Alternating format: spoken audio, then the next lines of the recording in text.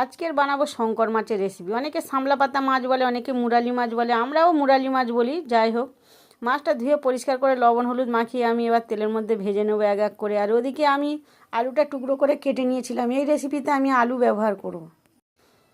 এবার আমি এই মাছ ভাজার তেলের মধ্যে এবার আলুটা ভেজে নেব। আর এদিকে একটা আমি মশলাও করে নেব। আদা রসুন পেঁয়াজ কাঁচা লঙ্কায় আমি মিক্সি বেটে নিলাম। আর সেই মাছের তেলের মধ্যে আমি আলুটা দিয়েও ভেজে নিলাম। আর আলুর মধ্যে একটু লবণ হলুদও দিয়ে দিলাম। এতে আলুর কালারটাও খুব সুন্দর আসে। এবার একটু গোটা গরম মশলা দিয়ে দিলাম, আর সঙ্গে কয়েকটা গোটা সাদা জিরেও দিয়ে দিলাম। মশলাটা কষে নিয়ে তেল ছেড়ে গেলে এবার লবণ হলুদ লঙ্কা গুঁড়ো ধনে গুঁড়ো দিয়ে আবার একটু কষে নিলাম। এবার সেই ভেজে রাখা আলুটা দিয়ে আবার কষে নিলাম।